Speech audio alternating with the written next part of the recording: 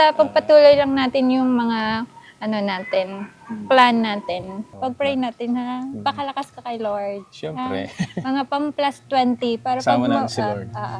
Amen.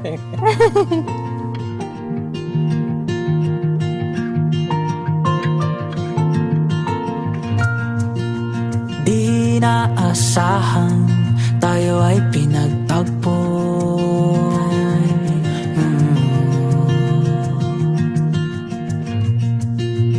Di ko inakalang ikaw ang magpapaliwanag sa buhay ko.